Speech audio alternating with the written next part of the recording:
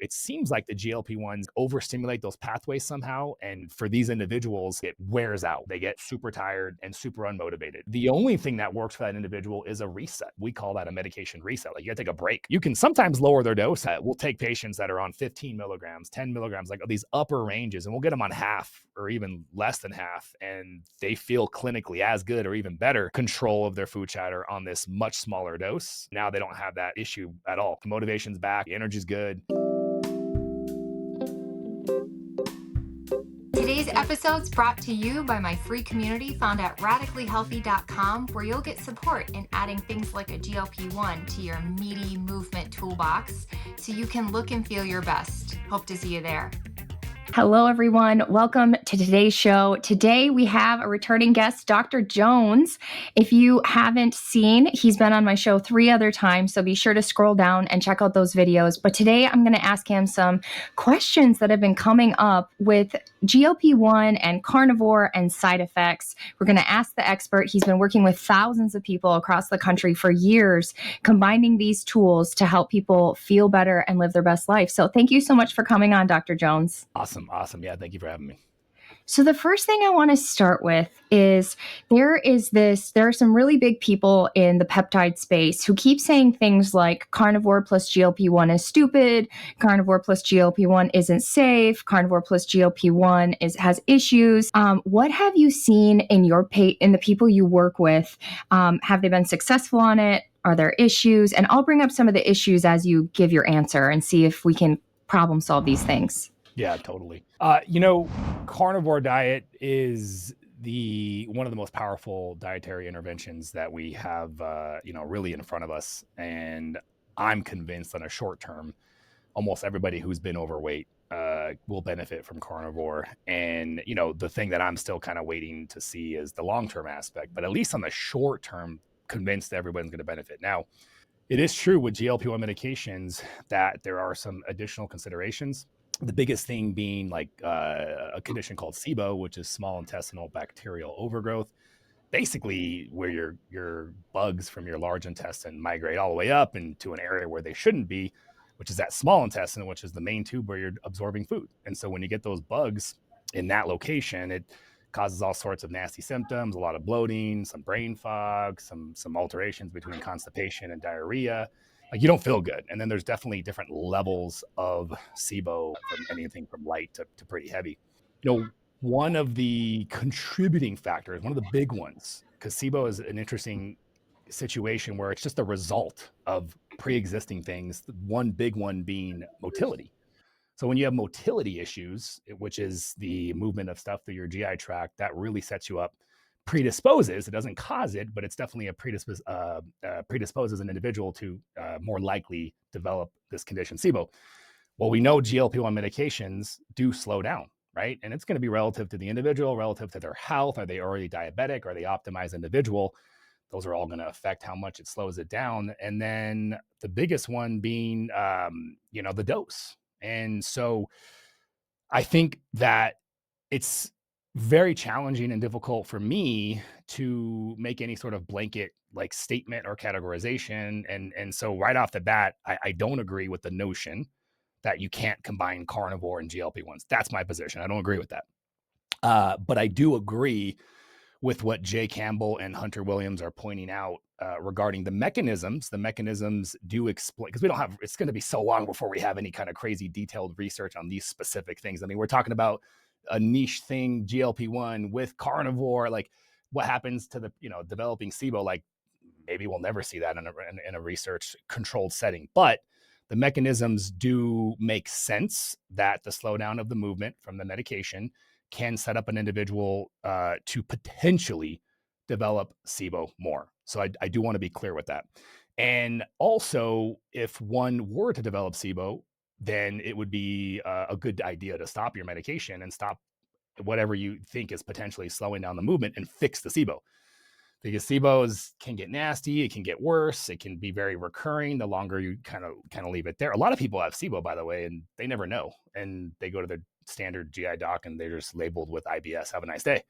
But it's a complete its own condition. And so I think like you have to make a decision based off, and always individualized care, but you want to approach it based off of where you're at. So the thing about Jay Campbell and Hunter Williams is they're very much in, and I have a lot of respect for Jay. I've met him. He's very brilliant. He gives off that bro vibe. I think a lot of people discredit him, bro science, but he's actually very brilliant, and I will give him that credit. I don't know Hunter too well, but I think he's, definitely, if he's working with Jay, then I'm sure I trust Jay's ability to train him. So I was definitely happy to kind of see that what they're saying makes sense. The mechanisms, I would agree, but I also know that they deal with a lot of the optimized tribe. They deal with a different community. They deal with a different group. There's always going to be crossover, but you can say you have this optimized group of people that are using GLP-1s, and then you have the rest of the world, which is a much bigger population, which has a great deal of metabolic dysfunction, primary insulin resistance and inflammation. But also in the carnivore community, they usually have the triad of autoimmune disease too, as well, and just a lot of inflammation. And so to take away such a powerful tool that, quite frankly, for a lot of those individuals is the only way they're ever going to be successful, well, that doesn't make sense either. So you're kind of left with like, oh man, like there isn't this super smooth, clean, easy path, but the path of least resistance for an individual like that, in my opinion, is still going to be throwing the best tools that you possibly can at the individual. So what I, think an individual should do in that situation is, number one, if you think you have SIBO, like get familiar with SIBO, like get familiar with it. What does it look like? Do I get bloating after I eat certain vegetables, after I eat fibrous vegetables? Maybe you wouldn't know that if you have carnivore, if you're on a strict carnivore diet, but get familiar with what it might look like and pay attention to that, so that if you start GLP-1 medication, if you see these symptoms, you can catch it really early. And then there's also a couple different things, if you want to get into it, that people that are on a carnivore diet can do as well to kind of help them mitigate, prevent, and maybe even stop SIBO in its tracks as it's starting. But I don't want to get too far down that unless you want to go down No, there. But well, first I just want to say, for me, there was no way that I was going to go into like a low carb diet. I needed to heal my relationship with food, but part of that healing was healing my gut, healing my metabolism, healing my insulin resistance, which these GLP-1s help. So carnivore was amazing for me, and I don't see how I could have done it any other way alongside of GLP-1. And then as I was healing, I've been able to just play around with adding some foods back, but I'm in that autoimmune category. So there was just no other way that this was going to happen for me. But honestly, it was beautiful. I don't think my SIBO got worse or anything like that. But let's say, what if someone does have SIBO on this? Is it they should avoid higher fats, or what could they do to help mitigate it? yeah, I think because of how nasty SIBO can get, I'm definitely in the category of like, let's treat this immediately. So in this case, stopping your GLP-1 medication, and then also if I was a carnivore, I would, and this is gonna suck for some carnivores because this might not be an option, but I did a little research into this too as well. Psyllium husk might be the probably go-to that I would recommend offhand, because it's one item, it's one fiber. So I think there's going to be a lot of strict carnivores that maybe don't think this, but could eat psyllium husk without necessarily reacting. Obviously, everyone's going to be different. They're going to have to test that out. But versus trying to experiment with different fruits and vegetables, like that might be more problematic. Psyllium husk is one single thing. Psyllium husk is an example of a low FODMAP fiber.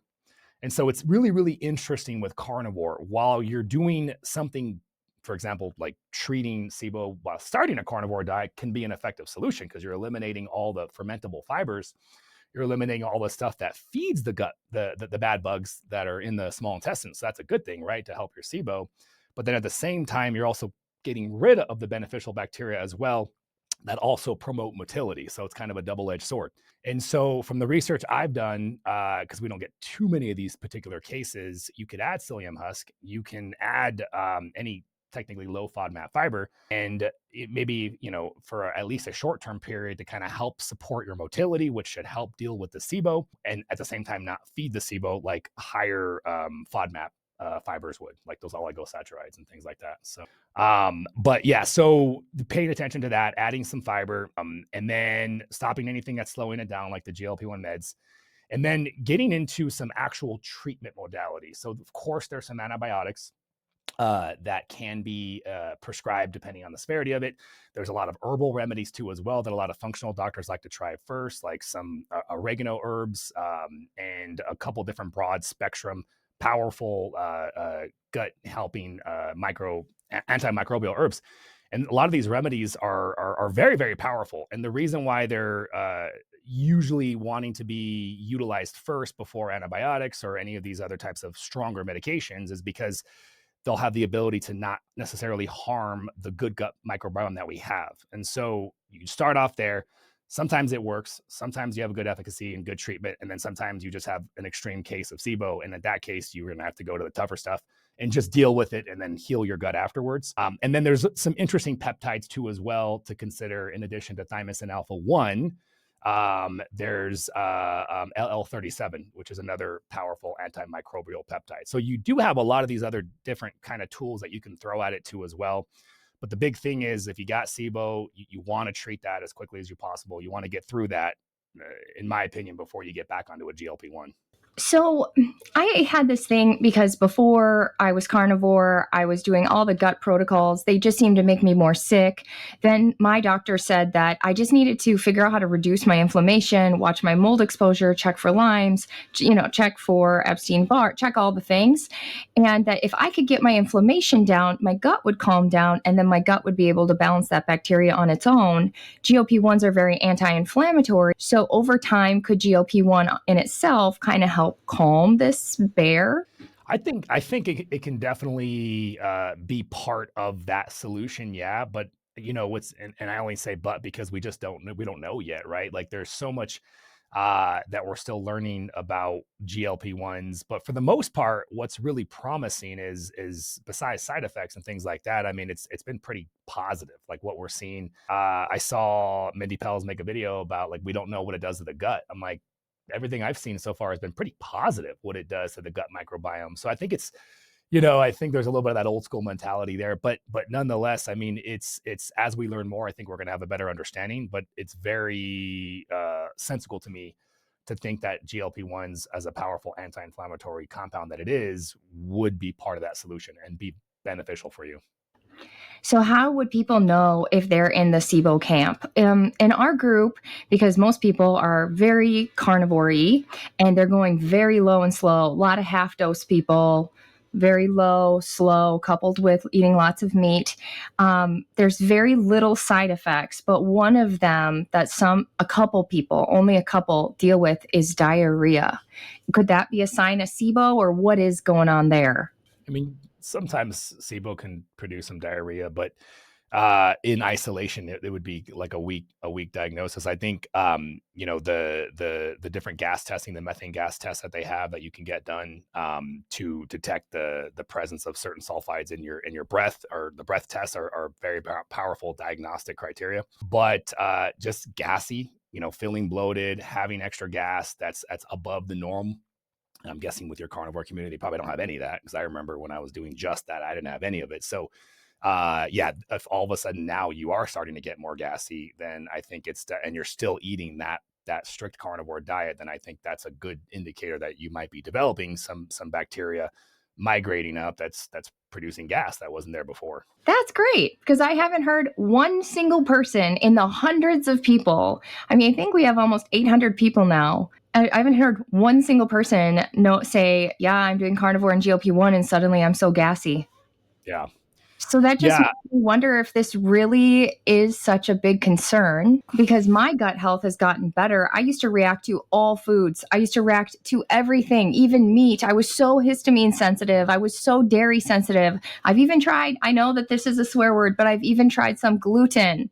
No bloating from anything. It's been phenomenal for my gut personally, and I feel like I had a pretty darn bad case. I would eat some foods and my arms and legs would go numb. So my case was pretty bad, and now I would almost call myself normal. I was just gonna say that's one of my favorite things about the GLP-1s, the other powerful tools like low dose naltrexone and these peptides, is they give people a glimpse of like normalcy and being sustainability. because I do think a lot of people do struggle to adhere to a strict carnivore for the rest of their life. And God bless the ones that can. I think that's amazing. But for everybody else, they need these tools. They absolutely do. So, can we go into? I see two side effects in my group, just two, and it's pretty rare. And one of them is diarrhea. And I'm wondering, why is that happening and what could they do with it? I mean, I have my ideas, but I would love to hear your expert opinion on what would we do if somebody's having diarrhea. They're 2 months in, the diarrhea is not getting better. And they're low dose. They're very low dose. They're a half of the starting dose. And they're balancing wanting to have the quieting, but being able to eat plenty of food. So they're definitely not on too much for their body. But they're having this diarrhea. That's tough. It's tough because assuming it is the GLP-1, right? Like run the test. The test would be stop. Couple weeks, diarrhea goes away, start it back, diarrhea comes back. Okay, assuming that's pretty, it's not a strong scientific experiment, but that's good enough. That's good enough to know, okay, it's the GLP-1. I didn't change anything else. That's tough because, the only solution that comes to mind would be an even lower dose than what we're on. And obviously then, like you said, right, like maybe that's not gonna be enough to give us that food chatter suppression. So I think it's hard to make a blanket statement. I was going to say, food chatter suppression isn't enough to justify just living with diarrhea if someone's thinking that. So I wouldn't recommend that. I would keep trying to find a solution that does involve lowering the dose, but possibly adding. So one path could be adding other appetite suppressants stacked with an even lower dose of the GLP-1 to try to get some sort of result. Trying different GLP-1s will be another solution too. So calgrilantide is a unique one. It's not really a GLP-1. So those are kind of some options that I would consider, to see if we can get the less GLP-1, get rid of the side effects. Also then too, I would look at gut health and see, it's interesting when you play around with probiotics and you try different probiotics. It's literally like throwing darts in an unknown target. You have no idea what's going to happen. It's nothing bad. It's either going to be beneficial, neutral, or you might feel a little bit worse and you stop the probiotic. But probiotics are pretty wild. And so trying different strands, Akkermansia is a really popular brand because it does help with leaky gut. And it does help with a lot of good information. There's a lot of good research on that. So trying different kinds of probiotics could be another solution. And then maybe even playing around with possibility of adding different types of fibers, small amounts. I know some carnivores, that might not be an option, but those are kind of the things that I would start with. What about HCl and ox bile? Yeah, so I look at any HCl product, bentane or pepsin, for generalized to support digestion in the stomach. So somebody that's got a bit of an acid reflux, that's usually a go-to solution for them. Not something that I would think of for the diarrhea aspect. If they're showing good signs of protein digestion and absorption, then I haven't seen anybody having success with that.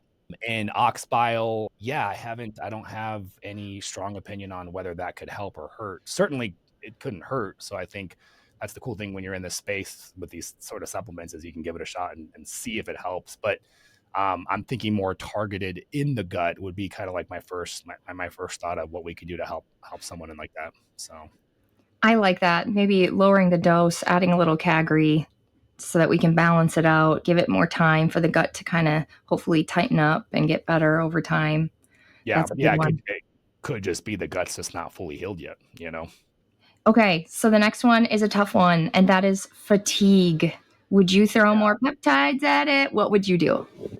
So the tiredness is interesting. There's two major GLP-1 induced tirednesses, but then there's also, if you back up from GLP-1s, there's some fundamental issues behind energy. So when I think of like tiredness, brain fog, energy issues, there's a couple key hormones that come to mind. First, the thyroid hormone. Then you think of testosterone. So those two are on their own can cause tiredness and brain fog. And then you think of inflammation. The third culprit, just systemic chronic inflammation, can also dampen. Then you have neural inflammation in the brain, and that can cause same thing. It can look like tiredness and brain fog. Then you think of mitochondrial dysfunction, which could have issues with NAD, and that's why NAD has become so, or any of the precursors have become so popular, because you can sort of supplement to overcome those deficiencies. And some people report dramatic improvements in energy if that's their particular issue. So now that's already 4 causes right there, baseline, that have nothing to do with GLP-1. And if you're on a GLP-1 struggling with tiredness, we'll talk about the 2 GLP-1 issues, but you're not going to fix those 4 issues without fixing those 4 issues. And so just be careful with whatever particular product someone's trying to sell you as a solution to your energy, because I find that those 4 are very, very common. Now, if your energy issue started after a GLP-1 medication, it's like, okay, well, then maybe this is related to something that happened when you started the GLP-1. And so the 2 that come to mind that we see very frequently, the metabolic downregulation, so the slowdown of your metabolism because you've been under eating over an extended period of time. This is so common, and this is, I mean, I'd say probably 70% of people that start GLP-1s, this happens to them because, you know, they get it from somewhere. There's no guidance or coaching, or, you know, hey, you need to make sure you eat enough, which really should be translated to, you're probably not going to be hungry enough to eat enough food. So you need to learn how to eat when you're not hungry, which even if you did tell that to the person, how receptive are they really going to be? Because when you think about it, for a lot of these individuals, like you're talking about, this is the first time I've been able to stop thinking about food and stop compulsively eating. And now you want me to think about eating when I'm not hungry. It's like the complete, like, let me enjoy this. You know what I mean? I actually, because I've been overweight myself and I see what happens to me personally, I have a lot of sympathy and understanding and appreciation for, like, I don't think who could hear that advice and be like, okay, I'm ready. Like, no, like it's not going to happen. They kind of have to fall on their feet a little bit first. They get past the initial, like, oh my God, like this is what it feels like to feel normal. And then you can start educating them on, like, okay, well, guess what? Now you're on this medication, your hunger cues are all screwed up. You're going to have to learn how to eat independent of your body. And that's such a mind trip too, as well, because then you get into the whole conversation about you versus your body, and they're 2 separate things. So yeah, you need to learn how to eat enough. And a lot of times when you're on the medication, that's going to be more than your body's telling you. And so that's a big one. And the solution to that is what we call a metabolic reset, where we take them on this 3 to 6 week process of slowly increasing their calories. And they feel a lot better over that period. And they're eating like twice as much, sometimes 2.5 times the amount of freaking calories they were eating before, not gaining weight. Sometimes it's kind of crazy. They even start losing weight, by the way, while they're eating more, because their metabolism is speeding up faster than the rate that we're increasing their intake. So that, yeah, it's if you can visualize that, the energy balance is shifting positive and they're feeling a lot better. And then we can get into some fasting protocols afterwards and start the whole weight loss thing. But the other one is interesting. So this one's new. I think this only really came on my radar like maybe the last 3 to 6 months. But another category. So this one, so with the metabolic downregulation, you have 4 hallmark classic symptoms: tiredness, brain fog, constipation, feeling cold. Usually you'll have a lot of those. The other one, and you'll know because it's got that lack of motivation piece, which is unique. So tiredness and lack of motivation, lack of follow through.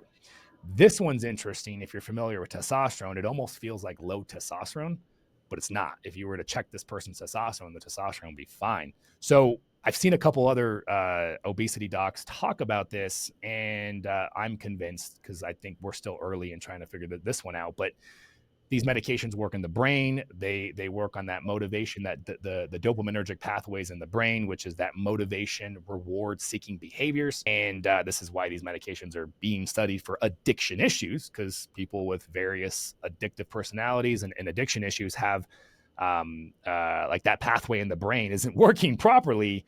And so they're constantly seeking that stimulation. And so it seems like the GLP-1s like overstimulate those pathways somehow. And for these individuals, that it's like it wears out. They get super tired and super unmotivated. And the only thing that works for that individual is a reset, which is, we call that a medication reset. Like, you gotta take a break. You can sometimes lower their dose, and that might be enough. Although if you lower their dose, well, now they're scrambling because of the other problem of not having enough appetite suppression. So for me, it's logical to do a full reset, because At this point, we're already going to yank you off. The only solution means getting uncomfortable for a while and dealing with the full bore of your food chatter. But there's a purpose for the medication reset, because we're only going to get you off for 3 weeks. So 3 weeks, you're completely off. You're doing everything you possibly can, like fasting, you're eating as clean as you can, like all the stuff you can. And then you start back on the starter dose. And usually, because I've done this so many times with patients now, we'll take patients that are on 15 milligrams, 10 milligrams, like these upper ranges, and we'll get them on half or even less than half. And they feel clinically as good or even better control of their food chatter on this much smaller dose. And now they don't have that issue at all. The motivation's back, the energy's good. So that one's pretty fascinating. That one has been interesting to kind of observe, and it happens a lot. It absolutely happens a lot. So this fatigue is something that I struggled with, and I do see it in other group members. I was on progesterone and T3 only thyroid medication, so I thought I had it handled. I was working with a good person, right?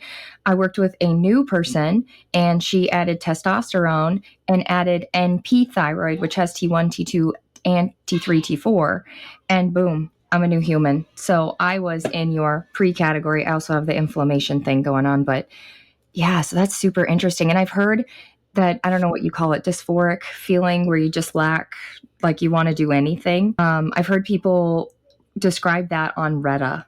Have you seen it on Sema and Terse? Yes. And it could even translate lack of sex drive too as well. Like your sex drive is just not there as much, right? Because I You mean, just don't again, want yeah, you're just like, I'm good. Like you're not upset. Like you're not depressed. You just don't get that same dope, because that's what the whole point of dopamine. Like it's a reward and you seek it. But if you're not getting the same sort of stimulation, then you don't have the same motivation. And I've made enough TikToks at this point, had enough people commenting, oh my gosh, like that's just the first time someone is explaining what I'm going through. Like it's a very, as much as we can source TikTok as a medical database now. But, Yeah. Okay, awesome. Okay, so another criticism of the carnivore diet and GLP-1 is that, hey, we've got something regulating our blood sugar for the first time maybe in our lives. Why wouldn't you give it something to regulate? Why are we skipping that? And could it cause harm to be skipping? And we'll go into this a little further because there's more revelations with this a little bit. But just as far as taking a GLP-1, do you think we have to give the GLP-1 something to do? you mean like is there any considerations of just staying long-term keto carnivore and never eating carbs? Well, we can go into that for a second, but what Jay and Hunter had said was, why would you be a carnivore? You can regulate carbohydrates now where you could not regulate them before. Why wouldn't you be eating them? And for me, I chose not to because I was on a low enough dose that it would trigger hedonic behavior, and it never filled me. And so it really wasn't helping me with my weight loss to be adding anything back. But they're saying, why would you not, when you actually are regulating sugar probably regulating sugar properly now? What are your thoughts on that? It's such an interesting situation we have there, because so I would agree with Jay and Hunter's position if it truly were that simple, right? And there weren't true carb addicts. And so then Mhm. I love Dr. Cybus. He's been amazing to Me spend the too. time that I've had. I mean, he's literally the OG carb addiction doc, and I've learned so much from him. And carb, like you said, those hedonistic cravings and desires, people are addicted to carbs. And can you mentally beat it? Yeah, I mean, to a certain extent, you can do anything mentally that you put your mind to, right? But like, no one's gonna bet their life on their ability to, do something with just that, right? So, it's just not enough for most people. And for him and his 20 years of clinical experience, prior to GLP-1s, that was his main tool. Now he's getting comfortable with GLP-1s and seeing the combination of both, which is really awesome. I think that, yeah, if you have no issues, if you have no addictions, start eating carbs. I would agree with that. I think from my perspective, as somebody who has to do extra effort to stay in shape as well, I always think of like sustainability. And if I can have, that's why I'm so passionate about getting people to where they can eat carbs, Mhm. because I'm thinking just it's going to be more sustainable for them if I can get them back on carbs, rather than trying to create the reality of like, okay, you're never going to have carbs again, which is what a lot of people do, and that then less people can actually make it to that goal line. So if you can tolerate carbs and you don't have addiction issues, by all means, GLP-1s do make it easier. So I would agree with them from that perspective, but I do think there's a lot more to it. And I do Mhm. think for a lot of people, and then number two, you got to let people make their own choice. Like it's give them the information, and let them make the let them make the best choice. Hey, by the way, I actually think carbohydrates aren't as bad for you as as they were before, but things look great if you want to keep doing it. If you're feeling really good, like how do you feel about what you're doing now? Um it's kind of how I think that conversation needs to be had. And of course, the other extreme side would be, 7 years carnivore, never eating a gram of sugar. Then we run into other problems there. Mhm.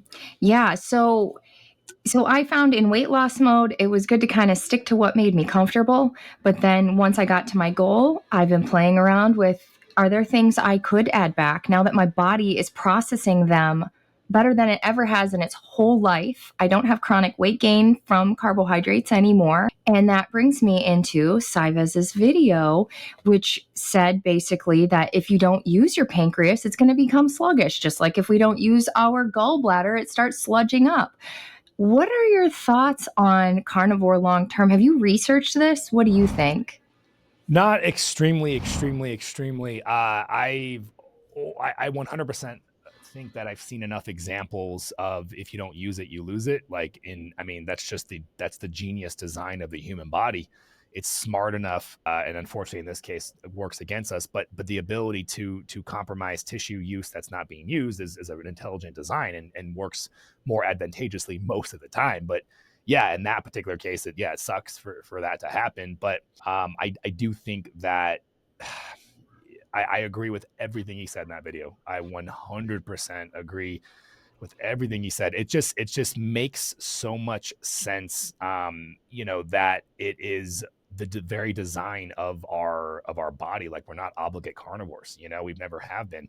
So we have a body that's built to handle a couple different fuel sources. And so I think that another sort of like generalized statement that I think is more true than wrong most of the time is you tend to potentially run into issues the more extreme you go in cases. Again, not all the time, not always the case, needs to be individualized. So I wonder, it kind of goes back to that addiction thing, right? Like you're talking to people whose lives, from what I saw in the limited time and going to those retreats that I did, people who finally their lives really started when they were able to commit to such a strict thing.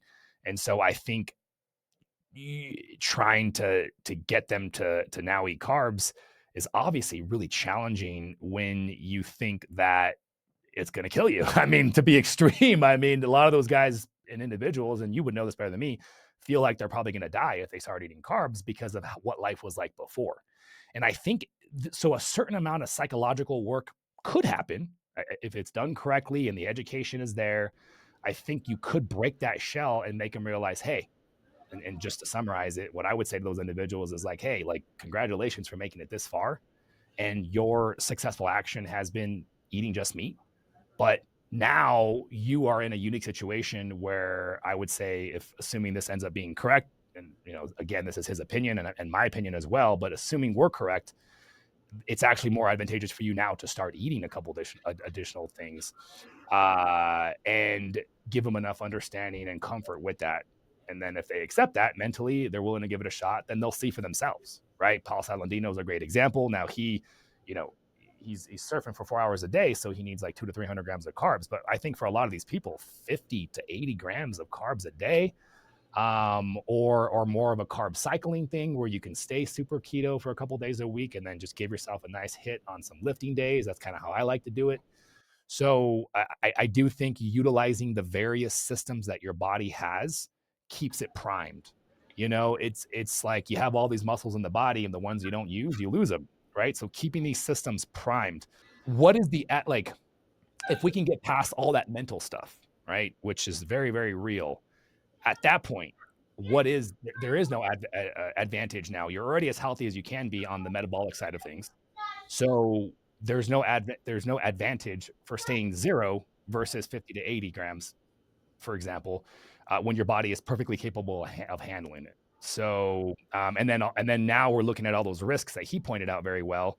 That does happen: rise in LDL cholesterol, loss of testosterone, and like issues, and apparently soft plaque development. So there's actually like much stronger concerns than I even realized for people that stay that carnivore. I don't see that many people that stay that carnivore long term, so it wasn't something I ever ran into. But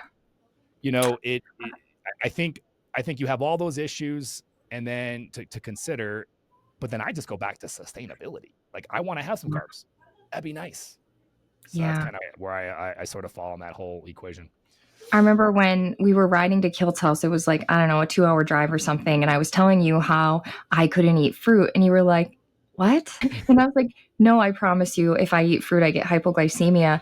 And as I look back, I've always blamed it on my surgery, but I think it is 20 years of low carb and cutting more and more and more, and my body becoming more and more and more sensitive, because I have one of the worst cases of anybody that I've ever met. And so I think it's important for my body, not everybody else's. Some bodies are doing great. I mean, one of my good friends, Dr. Lisa, she's been carnivore 15 years. Kelly Hogan, 15 years. Kelly just did a test with honey. Her insulin didn't spike. She did great. Some bodies do great with long-term carnivore, and I think some bodies kind of tank out and struggle. And I might be in that category. So I'm mentally working on not being afraid of carbohydrates, and it's hard. I think, and that there's that mental piece I talked about. That's step number one, is get through the mental piece of being able to understand, like we said, like that, hey, it's okay. And, it might even be better for you, and it's going to be a process. You can always go back to carnivore. You have nothing to lose, and you have a lot to gain. You have a lot to gain by challenging yourself. My thought is, if I just add carbs a couple times a week, it doesn't have to be every day, but just add carbs a couple times a week and just see how things go. Some experiments failed. Popcorn was a no-go because I could just eat popcorn all day long.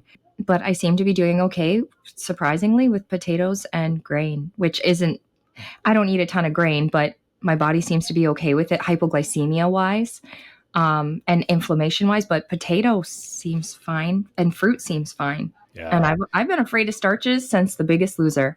Yeah, and that's where that experimentation comes in, trial and error. The GLP-1s modulate the reaction. It gives you more options that you possibly could have, which is nice. I've heard him talk about, for people that are addicts but have to have carbs, like ways to hide it in your food and grind it with your ground beef, which I think if you're not, it was interesting you talked about dairy. That. Same thing with dairy. Yeah.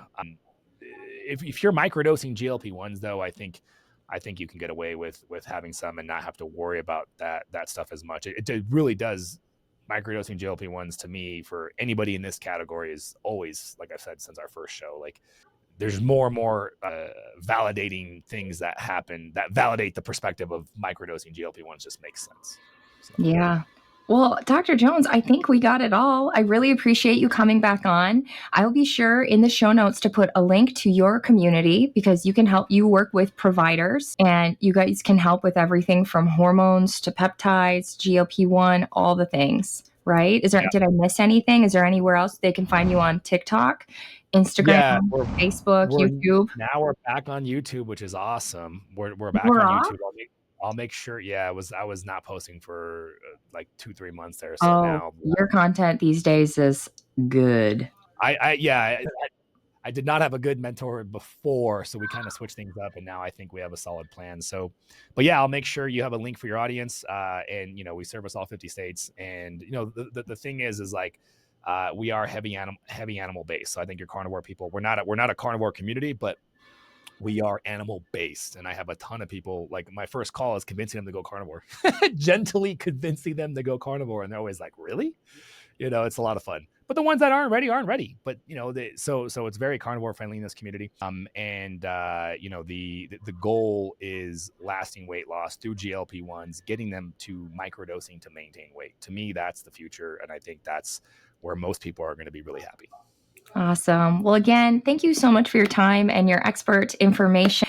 We appreciate you coming on. So everybody, thank you so much. Please go like, subscribe, and share to Dr. Jones' channel and my channel. And we hope to see you next time. Bye. Bye.